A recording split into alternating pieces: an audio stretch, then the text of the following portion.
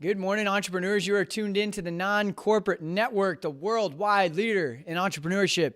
This is Entreprenews. Thank you for having us. Whether you're watching on Facebook, whether you're watching or listening to us via Apple Podcasts, Spotify, we appreciate you wherever you are. This is a show where we bring you the top 6 trending small business headlines, 3 minutes each. Dustin, do you have anything you want to add? Nope. Go toe to toe, give our different perspectives. We don't have anyone's money in our pocket to go give our opinion a certain way. So raw, uncut, just what we think. And so I love it. appreciate you guys tuning in. Yeah, if you're tired of watching CNBC and you want to be a little more woke, this is the place for you, especially if you're an entrepreneur or pursuing a side hustle. We welcome you with open arms to the Non-Corporate Network. With that being said, you ready to kick this thing off there, Dustin? Yep, ready for the W. Oh, my gosh. Okay. He always wants to slip that in. All right. YouTube took down more videos than ever last quarter as it relied more on non-human moderators. Dustin, this is interesting. YouTube blocked 3 times more videos than they did last year, Q2 2019. In terms of like for hate speech and violation of their privacy policies. And so, I think this is very interesting that they're kind of taking a different approach in what we've seen Facebook and Twitter take, where it's a little more conservative. Twitter and Facebook allow these posts to go up, and then human moderators and their AI algorithms to detect the things that are inappropriate and remove them, where YouTube is they're taking more of a stance of let's just remove it first and then let people kind of reach out if they think that it should be added. And so, definitely kind of hurts the consumer experience a little bit. But Dustin, what are your thoughts on these non-human moderators and a more conservative stance on content moderation? Yeah, no, they're taking definitely a more proactive approach. I think it's definitely different than Facebook, Twitter, and all that. But they're protecting themselves. I mean, there's more and more talks of Congress talking about the platform's going to be held liable if there's anything negative or bad or false or whatever that may be that is said. Essentially, the person posting isn't liable. The company's going to be liable. So, I mean, in a year or two, it could be saving them hundreds of millions of dollars. Right. I mean, sure, it's not fun for the user to be posting, but at the end of the day, it's free. Right. You're getting your content out for free. I mean, try going to NBC and saying, "Hey, can you show my video?" Like, they're gonna give you a no. So I mean, that's the cost of wanting your content out there, ready for the world to see. Yep. But I think it is interesting. I think one interesting thing that came from this is they took down 9 million videos total last year. That's insane. Taking down 9 million, that shows how much video is actually uploaded on a regular basis to YouTube. But I like the approach. I mean, but what are your thoughts? I mean, keep in mind, Google owns YouTube here. So Google has been the judge, jury, and executioner far too long as it relates to search engine. And they're doing the same thing with the second largest search engine that they also own in YouTube.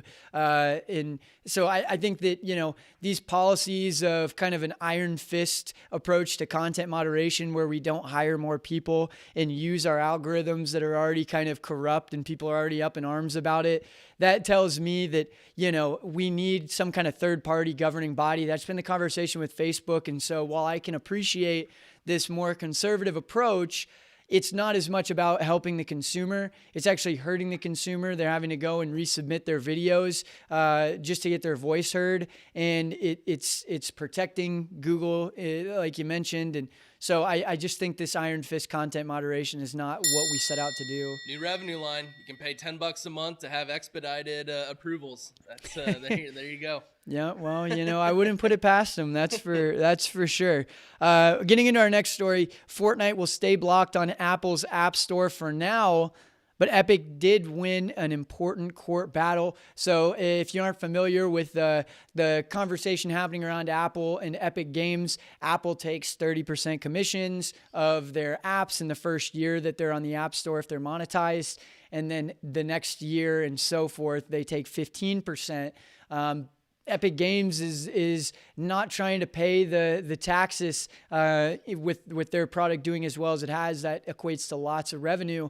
And so they in court were just told that Apple will not be able to permanently block them from the App Store. So I think that this is one small step in this David versus Goliath type of conversation. But Dustin, what do you think? Can they go toe to toe? Do they have a chance against Apple? And what are the implications of this? Yeah, I think they themselves, it's tough to go toe to toe, but I think what it's going to do is you're going to have other companies realize, oh, wait, I don't need to give my 30%. There's another way around it. I can fight them and essentially either create their own solution or whatever that may be. But yeah. I think it's huge. I mean, this right here is what's unfolding is how America became what America is known as. It's you have an industry, you have a business. It's like, I don't like doing business that way. Well, you can either keep doing it or create something new, which then unfolds a whole new industry or innovation or whatever it may be. And so it's beautiful how it's unfolding because, you know, it's Apple can continue to sit there and dig their feet in the sand, but it's if people get tired of paying that fee, they're going to find another solution. Now, Apple just lost revenue, but that being said, we don't know the true cost of what it takes to run the Apple Store. I mean, that's a lot of bandwidth. It's a lot of servers that are needed. It's a lot of cost to allow businesses to essentially have their app there. So, I mean, we'll see how it pans out. But, I mean, what are your thoughts? I look at this and I compare it to what's the difference between something like Stripe or something like PayPal and the fee that Apple's going to charge. I mean, we look at it and go, oh, well, 30% is towing the line. And obviously that creates a barrier to entry over that first year. But 15%, I mean, we're talking about PayPal and Stripe taking 2.5%, 2.6%. And so they're 7x that. And I think that with a company as big as Apple, with as much cash as they're sitting on, it's absolutely inappropriate for them to be able to 7x the transaction fee to run the App Store. Like, give me a break. Yeah, and I mean, what you're just mentioning, you got PayPal, you got Stripe, you got competition. Where else are you going to go other than the Apple Store? So there is no competition, so they can pretty much charge whatever they want. And again, it goes to you can either leverage them, which is a huge distribution center. You're going to get your app in front of so many more people because of the Apple Store rather than trying to push it on your own. But if you're unhappy with that, create a progressive web app. Create something that you don't have to rely on another company. And that's you can use your dollars to try and fight it or create innovation. And I said, we'll see how it all unfolds. Yeah, no, I mean, they're sitting on the cash of a large country. All right, well, getting into our next story, Arizona health officials rejecting more reopening applications and being approved as of August 21st. Arizona Department of Health Services has approved 95 applications for reopening and denied 200.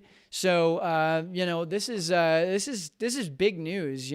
Dustin, is this unconstitutional that they have the ability to kind of say who can open and who can close? And also, we haven't really been disclosed at what is the process for who gets selected to open and close. What do you think about this? Communist China. That's what it sounds like. It's you got to stand in line and say, I got a business. Are you going to let me open or not? And it's I think the government should be focusing more on citizen health, maybe getting people to wear masks. I mean, enforcing that. Prevent the spread from happening. Right now, I mean, it's why should the business be punished and why should my competitor be allowed to be open and I can't just because you as a government decide I can either operate or not operate. I mean, that's this country is founded on being able to have that opportunity to run the pursuit of happiness, and you're not allowing that to happen. You're not allowing the pursuit of happiness to happen if you're allowing me to not be able to run my business. I mean, it's tough. I mean, and that you bring up a good point around this whole idea of they're not like the government is not being proactive in assisting in businesses being open ready, and if it's going to be something where we're worried about the spread, they should be distributing thermometers and things of that nature. If they're going to mandate closures, there needs to be specific specifications that can be met and that are not extremely difficult to be met. It seems to me that the businesses that are opening are the more corporate chains with more cash. They got the triple P loans earlier. They got more of the triple P loans, even though they have more cash. And now they're getting more favored treatment in, okay, all these restless customers that want to get back to gyms and restaurants, we're going to let the big boys hit the pond first. And so it's just like, I just see this as something that has me shaking my head around this how can you mandate this with no regulation and no set rules of how things are open, no set governance for how things are opened? For one, for all, it's you can't say you can be open, you cannot. If anything, it's everyone needs to operate at 20% capacity, 50% capacity, whatever that may be. People are forced to wear masks. I mean, the ultimate goal is to prevent the spread. I think there's other things that you can regulate rather than a business able to open their doors or not. I Yeah. mean, it's setting a precedence big time.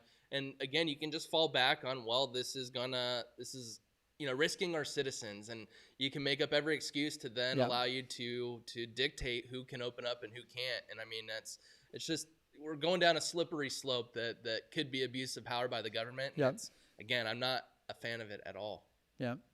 I think it's tough.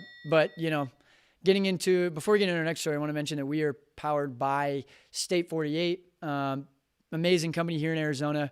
Check them out. Dustin, you have some stuff you want to mention about State 48? Yep, clothing for everyone, inspired by Arizona. So awesome company. They're doing a lot for the community. Check them out. They got some sweet merch too. Oh yeah, I love the stuff they're putting out. Absolutely. So heading into our next story. So the U.S. is looking to spend $625 million to create 5 quantum information research hubs. And so quantum computing is at the forefront of innovation. Essentially, the computing power is 1 million times faster than what we have now. I mean, it'll be huge for the healthcare industry. It'll be huge for AI. It'll just be huge for technology. And really, this is all part of a $1.2 billion act that was passed in 2018. Really, the goal is to not allow other countries to beat us in innovation when it comes to technology. It's comprised of different universities, private companies. So it's a mixture of different people and minds that are trying to create this quantum computing and innovation, how we can actually use it at the consumer level. Mm-hmm. And so it's a race. It's a technology race. Yep. China and other countries have been working hard to beat America. I mean, this is going to be a huge shift for a lot of countries, and the one that can really master it first is gonna come out well ahead of the game, and that's going to create a ton of economic windfall for them. And so really the question is, are we doing enough to keep America number one compared to other countries? Or, I mean, just what are your thoughts on this push for quantum computing? Yeah, I mean, I'd argue that we aren't number one right now. I think that you've got China doing a lot, but on top of China, I mean, you see countries like Singapore, countries like Dubai that have definitely improved their infrastructure using technology in leaps and bounds what we have in terms of the adoption of things here in the U.S. And so, I mean, I think that countries like that are 10, 15 years ahead of us in terms of what's coming, just because we're slow to adopt. We have a lot of consumers here. So I think that, it's obviously something that's going to be the next arms race, just like getting to space back in the Cold War. Here we are, who can get to quantum computing first and have the most innovation happen. And so I think there's going to be another industrial revolution as it relates to technology here in the next few years. But, I think it's wise to be doing this, but I'd also argue that there's a lot of quantum computing that we don't understand. And, there's not very many regulations around it. And now you've got 625 million or 1.2 billion going into this private program that the government has control over. What data are they using? It's consumer data. It's our data. And so, I think there's a risk here as well.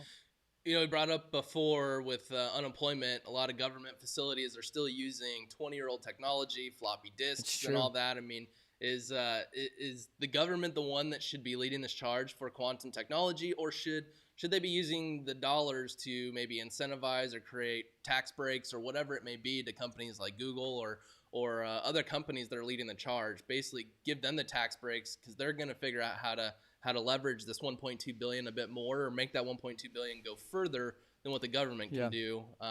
It's just tough. It's like we've put our faith in the government to be able to regulate those things if they're not internal, and it hasn't really panned out to this point. Obviously, we see that with the antitrust, and they're just pretty behind the curve in terms of what's happening. Yep. So going on to our next story, bringing it here local in Arizona. So a grant program is set to give businesses up to $10 million for those who are struggling with rent. And so really they have a fund of $10 million that'll be dispersed. The most that you can be awarded is $25,000. They're really focusing on giving this to businesses with 50 or less employees, and really looking at the financials to see who's struggling the worst. So really, I think the goal is to do what the opposite of what the federal government was and award the big business the dollars, and really it's helping the small business. And so this is brought on in partnership with the governor's office and Local First Arizona, which is an awesome program for local businesses. Yep. Local First has also given over $2 million in grant funds that have helped small business recover from the pandemic. And so they're just doing a lot for the small business. I mean, with this grant, is this doing a better job than what the federal government is doing, or what are your thoughts on, is this good? Yeah, I mean, it's hard to say it's not good. Like, it's good for sure. You're helping the small businesses. I haven't seen anything that is really focused on true small businesses until now. So seeing that it's 50 or less employees as opposed to, 500 or less employees is definitely a different pool that they're targeting to help. So I am a huge supporter of that. I guess my question is more, why are grant funding options not more readily available? Why does it take a government, or why does it take a big company that specializes in this to unlock these funds for businesses?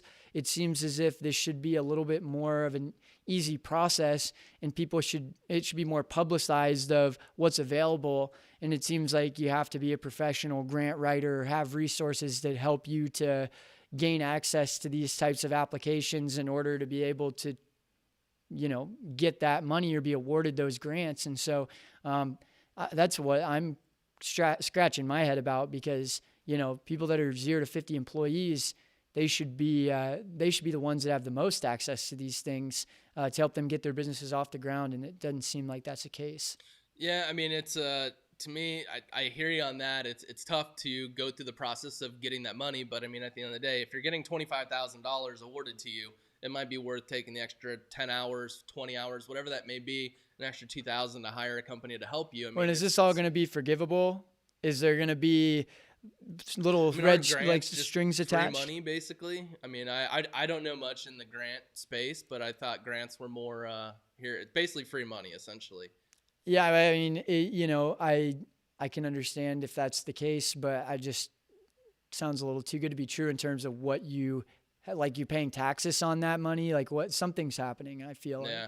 And even if you do, I mean, if you get 25,000 at the end, it costs you 3,000 to get it, and 2,000 in taxes, you're still up 20 grand, which could help. That's true. I mean, a lot of small businesses. I hear you. I don't think that that's going to hurt small business. I just wonder why these things aren't easier to access unless you have to go through local Arizona. But yep. Can't be just dropping money bags in front of people's doors. Got to have some type of process. Yeah, that's true. On to our next story. So Best Buy is going to experiment turning 25% of their stores, or 250 stores, into more of a distribution hub. Customers will still be able to go and pick things up, but their main goal is to help on the logistics, make things more efficient, so that people can get their stuff sooner. Really, they saw a huge surge in e-commerce. Their online sales grew by 242% last quarter. I mean, it's huge. And 60% of Best Buy's online orders, really, people come to pick it up. And so what they're trying to do is allow people to get their products quicker in order to combat Amazon, their 2-day delivery. And so the CEO, she's not saying that the value of brick and mortar is diminishing. It's just going to play a different role. And that's something I think that we've been saying quite a bit is the retail store is going to look a lot different than what it is today. It's not going to diminish the value of it. It's just going to be used differently. And I think they're doing a good job of blending brick and mortar with e-commerce and allowing people to just get their stuff sooner. I mean, what are your thoughts on that? Is this a good blend or a hybrid model of e-commerce? And you're seeing a lot more of it. I mean, this isn't the first, bonobos. You see the newest player in this space is Pier 1, recently bought by Tai Lopez. And, they're looking at an 80-20 model where it's 80% online, 20% in stores. So I think that the blend is going to be a thing, and it's just how heavy of a presence do you have in that, brick and mortar retail space compared to e-commerce, because, the reality is that it's still 3 times larger to have these brick and mortar foot traffic retail spaces. Obviously, it's the ground shifting under our feet. I think there's going to be a lot of things that have to change, though. I mean, obviously they have a logistics network with Best Buy, and so that can be very helpful to them in terms of the distribution. I could see them closing some stores and turning them into more like Amazon warehouse-esque type of places. maybe making smaller retail stores with just a few things, their best selling products in store.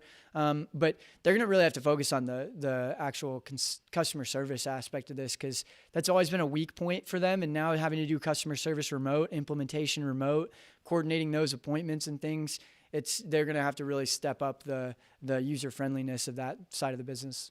And I'm sure they will. I mean, if your revenues increase over 260% in one quarter. But what are they losing on brick and mortar, though?